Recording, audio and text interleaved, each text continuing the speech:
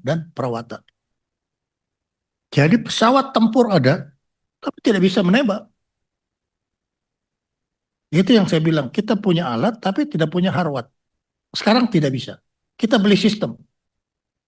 Kita beli alat yang seperti tadi disampaikan, dan saya kira bapak-bapak yang hadir juga bisa melihat bagaimana misail itu melengkapi dari peralatan itu. Yang tadinya kita tidak, hanya ada alat. Terbang fly pass tapi tidak punya alat. Sekarang sudah dilengkapi dengan alat. Kemudian juga saya ingin menyampaikan mengenai aset. Tadi disinggung sedikit. Sekarang kita revitalisasi aset. Bapak-bapak, ibu-ibu mungkin mendengar sepintas lalu. TNI Angkatan Udara punya aset 100 sekian ribu hektar dipakai oleh pengusaha untuk bikin pabrik gula. Dan sekian lama tidak bayar PNBP. Sekarang kita ambil alih. Dan kita ambil alih bukan untuk kehendak militer, tapi kehendak dari rakyat melalui BPK. Jadi BPK yang meminta kepada kita. Dan sekarang sudah kita ambil alih dan kita kembalikan kepada negara. Bukan kita pergunakan. TNI tidak perlu berbisnis. Karena sudah ada diatur di dalam Undang-Undang Nomor 3 tahun 2025. Kemudian Harwat ini, betul bapak-bapak sekalian, kita membangun batalion itu sekarang dengan Harwat. Kompi konstruksi itu sudah dilengkapi dengan eskavator. Sudah dilengkapi dengan traktor. Kemudian juga pertanian. Itu sudah dilengkapi dengan bibit. Sudah dilengkapi dengan fertilizer. Dan ini adalah asistensi dari pemerintah daerah.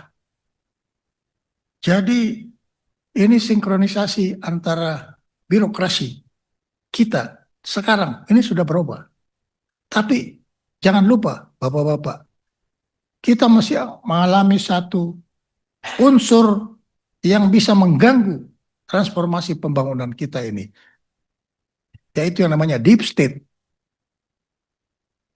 Deep state ini terlihat baik pada saat forum, tapi begitu forum selesai, mereka bekerja sesuai dengan apa kebiasaannya. Ini yang kita harus hilangkan. Karena saya tadi bilang, 61 tahun terlalu lama menikmati.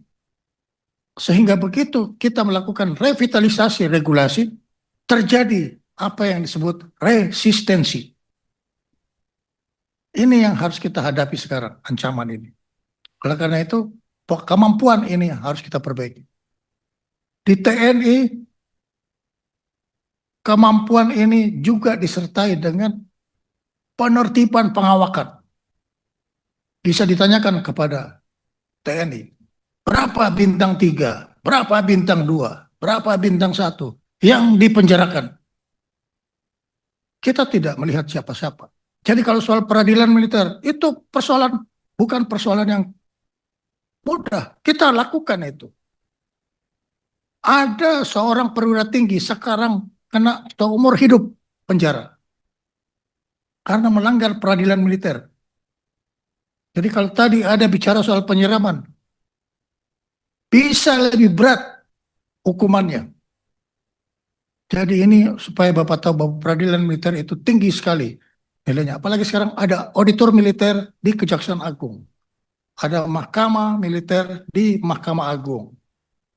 Jadi mungkin ini yang saya ambil kesimpulan dari klasterisasi jawaban yang ditanyakan oleh bapak-bapak dan ibu-ibu sekalian.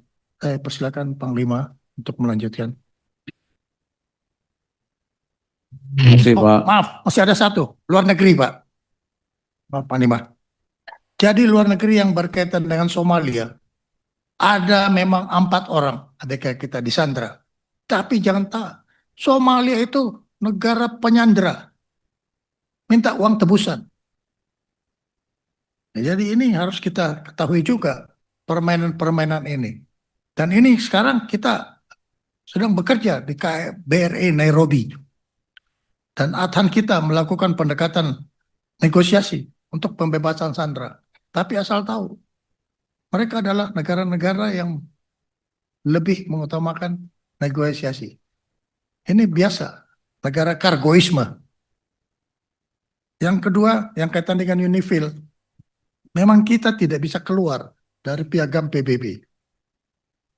Tapi kita melakukan satu negosiasi agar supaya penempatan-penempatan kita juga memperhatikan faktor-faktor keamanan.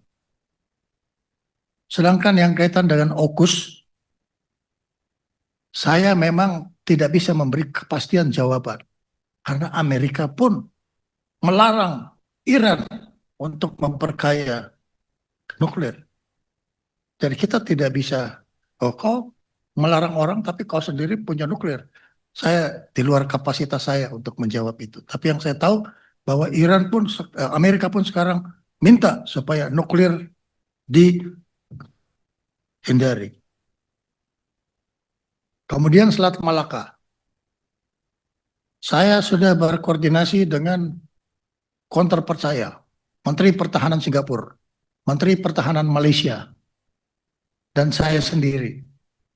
Kami bersepakat bahwa kita jangan jadikan Selat Malaka itu seperti Hormuz.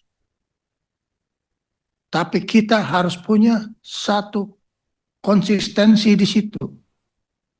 Bahwa Selat Malaka itu ada tiga negara. Tiga negara. Indonesia, Malaysia, dan Singapura. Dan Thailand yang kena. Kita laksanakan patroli terpadu. Patroli terpadu ini untuk bisa mencegah hal-hal yang kita tidak inginkan. Baik secara ekonomi maupun secara politik. Kemudian saya sudah juga bicara dengan Panglima US PACOM waktu saya ke Amerika. Dan nanti para panglima yang ada di Malaysia, Singapura, dan Thailand itu akan mengadakan satu koordinasi bagaimana Amerika tenang saja. Serahkan kepada negara yang berdaulat yang bisa menyelesaikan keamanan di Selat Malaka. Itu adalah Indonesia, Singapura, Malaysia, dan Thailand. Dia punya modus operandi yang namanya patroli terkoordinasi.